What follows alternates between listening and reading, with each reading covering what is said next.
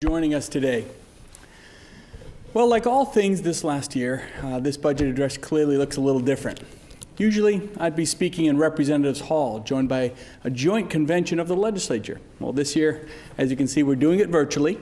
So, Mr. Speaker, Mr. Senate President, honorable members of the House and Senate and the Executive Council, our commissioners, our department heads, who all have joined us today, thank you. My fellow citizens who are tuning in online or on TV, welcome. Today I stand before you, members of the House and the Senate, to present my proposed budget for fiscal years 2022 and 2023. But before we get into the details of this budget, I think it's important to take a step back and see where we've come from. Before COVID that came crashing through our door in March, New Hampshire's economy was stronger and better than ever. We had some of the highest wages, the lowest poverty rate, and our pro-business climate. It was creating jobs at an unprecedented rate. Then our entire world turned upside down. Emergency orders were issued to help stop the spread and keep people safe, and while mask wearing and social distancing, frankly, they became part of our everyday life. As COVID tore through our country, states faced very uncertain times. Back in the spring, we anticipated revenue shortfalls at the state level of up to $350 million, so we took action. I called on commissioners to institute cost-saving measures. We focused on smart management, instituting hiring freezes, halting non-essential spending. We did this while ensuring that agencies had what they needed to provide critical services to Granite Staters during the height of the pandemic. And then we started reopening our economy, and we did it in smart, strategic ways. We got businesses back up and running. We issued common sense guidance that kept people safe while ensuring that businesses could thrive. We sent hundreds of millions of dollars to thousands of small businesses across the state to help weather the storm, and they did. Our strategy was all about balance, keeping the spread of COVID, keeping it low, and our economy and the economic opportunity we had strong. And with our economic recovery came growth in our state revenues. This summer and fall, we saw a thriving tourism industry. We expanded outdoor dining. We made flexibilities to our guidance, all while keeping people safe. And through the strategic reopening of our economy, we ensured that vital programs at the state level wouldn't be gutted. Then those essential services, they're going to be maintained. Because of good management, which frankly New Hampshire set the gold standard, our budget shortfall to end the biennium is now projected to be less than $50 million. Unlike other states across the country, which are now raising taxes on businesses, taxing out-of-state workers, or enacting these draconian budget cuts that we hear about just to cover those massive deficits, here in New Hampshire, we managed to mitigate the worst financial impacts of the pandemic without raising taxes. Better yet, today in New Hampshire, we still have one of the strongest economies in America, with some of the highest wages in the country and one of the lowest unemployment rates, and frankly, the lowest poverty rate.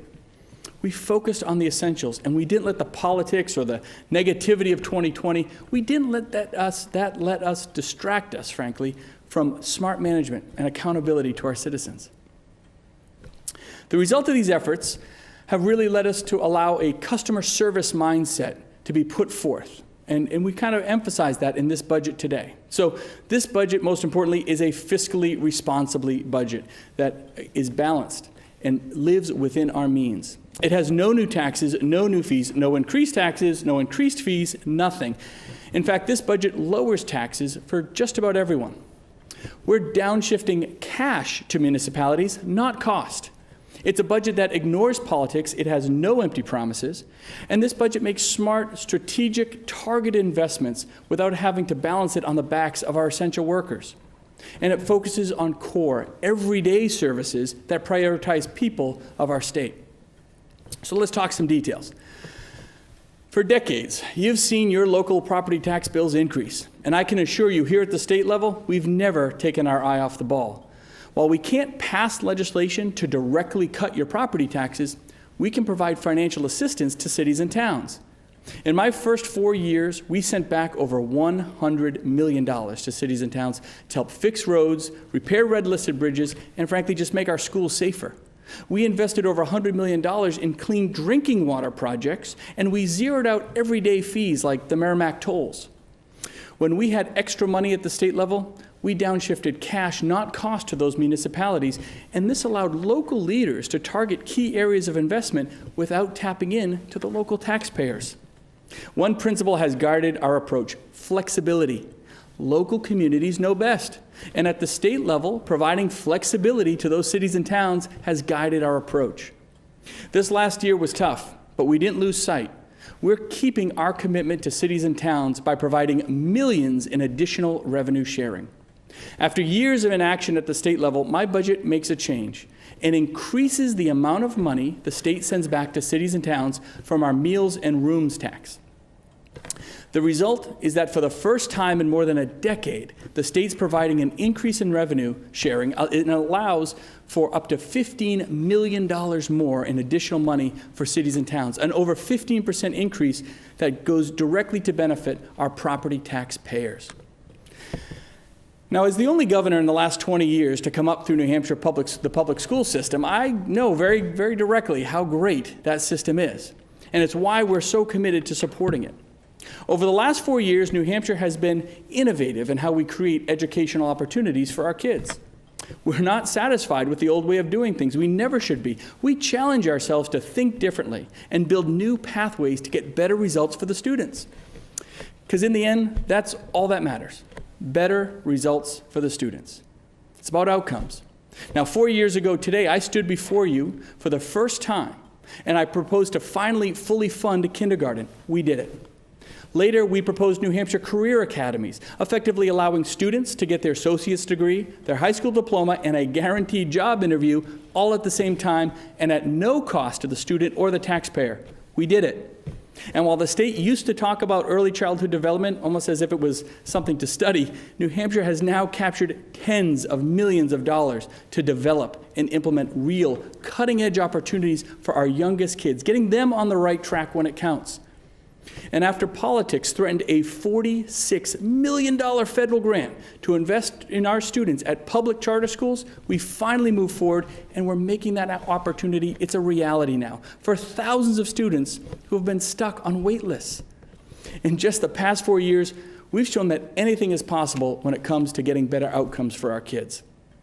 But let's talk about our funding in public schools today. First, we're keeping our financial commitment to education by ensuring that we invest in our kids. Despite the pandemic and the slight revenue shortfalls, we're not letting up. We're not cutting education spending. My budget ensures that we spend more money per child on public education than ever before. My budget also includes using some of the surplus funds from our Education Trust Fund to build better classrooms. It invests $30 million back to cities and towns in one-time grants for capital projects like school building aid, investments into energy-efficient projects, alternative fuel buses, other key areas of need. And finally, when this pandemic hit, Washington made some changes to the free and reduced lunch process, and it put our New Hampshire school districts at a financial disadvantage. It was potentially shortchanging them from state funding. So we're stepping in at the state level, and we're changing our metrics to ensure no district gets left behind because of the federal actions. Now, all these opportunities we're creating for our kids, they can't be fully achieved if they're just sitting at home, remote learning. The federal government, on top of all the state dollars that we're investing, the federal government has provided an additional $250 million in support to help schools transition through the pandemic. That's more financial opportunity than schools ever imagined. We can all appreciate the importance and the value of having in-person school learning. Back in the spring, when so much was unknown, we transitioned to remote learning. This fall, we offered school districts the flexibility to choose a path that was best suited for their district. And while many chose to return in person, some districts have remained near fully remote. Our kids need to be back in school. The CDC says that kids can be back in school, and access to a vaccine is not required for kids to return to school safely. We've proven that. We will continue to make investments from the state, and at a local level, our school districts need to keep opening those doors. It's not just about education. It's about the overall health and well-being of our students. These are uncertain times for sure, and this pandemic has exacerbated our mental health crisis, especially for kids. When I became governor, I often said the mental health crisis was New Hampshire's unspoken crisis. It had been neglected for years, but we changed that. This budget continues levels of funding for our mental health programs because, frankly, we all know that too much is at stake to let up. Our 10-year mental health plan continues to be fully funded, with funding for additional designated receiving facility beds to solve the ER boarding crisis, to more local mobile crisis teams, and more. The onset of the pandemic brought new challenges that we frankly could not have foreseen a year ago, especially for our most vulnerable citizens. The isolation kids have been facing after a year of remote learning, the pitfalls of keeping up with schoolwork while at home, there are so many adverse effects, and we can and must work to change that. A few weeks ago, I met a pretty impressive young man. I met a 5th grader. His name is Charlie Olson of Auburn, New Hampshire. He's New Hampshire's kid governor. I know that I got to know Charlie and his, he might be calling right now. I got to know Charlie and his platform addressing childhood depression, social isolation, the stigma of those challenges. And thanks in part to Charlie and his advocacy, we're committing $3 million to fund a suite of opportunities for kids. It's very exciting. Additional school counselors, peer-to-peer and buddy support programs, communication outreach directly to kids so they know exactly where to go and what to do when they're feeling low. And we're not stopping there. My budget commits millions more to create new mental health support programs for our seniors and our veterans as well. These vulnerable populations, they face the brunt of the COVID-19 pandemic the hardest. And we need to focus our efforts where the struggle is greatest. Often, mental health issues, we know that they can be accompanied and co-occurring issues related to substance misuse. For too long, New Hampshire was ground zero in the opioid epidemic. Overdoses were spiking, deaths were up, and frankly, leaders in New Hampshire struggled to come up with a comprehensive solution. That all changed a few years ago. In 2017, we challenged ourselves to rebuild a support system from the ground up that wasn't stuck in the old way of doing things, but a new model that would allow local access to a full suite of recovery and treatment services. And whether you live in Manchester or Colebrook, every citizen deserves equal access to care. We called it The Doorway, a hub-and-spoke style program that provided one-stop, statewide access to services for those struggling with substance use disorders. And it's working. Last year, while the rate of drug overdose deaths has continued to rise across New England and the country, we saw a decrease here in New Hampshire. According to the CDC, between 2019 and 2020, overdoses in the United States increased nearly 23%, increasing numbers all across New England. But here in New Hampshire, we bucked the national trend, and we saw overdose deaths decrease by nearly 5%. In the face of COVID, our Doorway system quickly pivoted, and it adopted effective telehealth practices benefiting all those who have faced challenges during this public health crisis. We still have a long way to go, but my commitment is to keep expanding rural access, investing in our system, and ensuring that the hundreds of people that walk through that doorway each and every month, that they have a chance to make the turnaround that they're seeking. One of the lessons that the pandemic taught us is that you never know when it's going to rain, and when it rains, it pours. Because of our strong economy in 2018 and 2019, our state's rainy day fund, our savings account effectively, it was in strong shape when we entered the crisis. And during the pandemic, we managed our spending, we brought forth a robust economic recovery, we utilized the rainy day fund as intended to help cover any remaining budget shortfalls. But one thing always bothered me about our rainy day fund. It has a cap on our savings account. It frankly just never made sense to me. Why would you so tightly limit responsible savings and long-term planning? So under this budget, I'm proposing expanding our rainy day account to up to 10% of revenue raised over a given biennium, double what we can save. It would better allow the state to plan for the long term and be ready to weather the next storm, avoiding tax increases and economic downturns. Now, while it's important to prepare and plan for that next crisis, there's still important programs and initiatives that need to move forward. They need to be enacted now. Student debt relief. Last year, I introduced an innovative student debt relief plan that would have provided nearly $10 million at no expense to the taxpayer for student debt relief, as long as those graduates stay and work in New Hampshire. The Democrats removed this from my final budget, but I am not giving up. This budget reintroduces the program and focuses on graduates who pursue careers in the much-needed fields of healthcare, biotechnology, social work, other related fields. This historic investment in New Hampshire's workforce will attract both job creators and talent to the Granite State. paid family medical leave. It can and must be done without an income tax.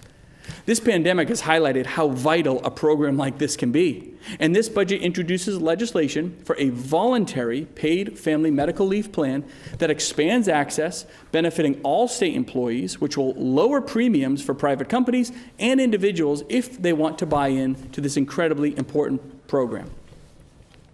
A new Department of Energy. We don't have one. This budget establishes a new Department of Energy, which will streamline government, eliminate the redundancies, and frankly, refocus on its core mission. The department will combine many of the current functions of the Public Utilities Commission with the Office of Strategic Initiatives. It ensures that a unified approach to energy policy while keeping core regulatory functions separate from the programmatic and policy elements. This budget also funds the Office of Offshore Wind Industry Development for the first time in history.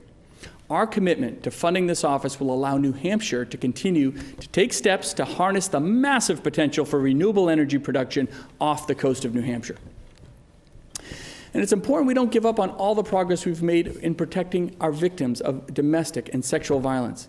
And this budget has committed to maintaining those investments to protect and support those victims.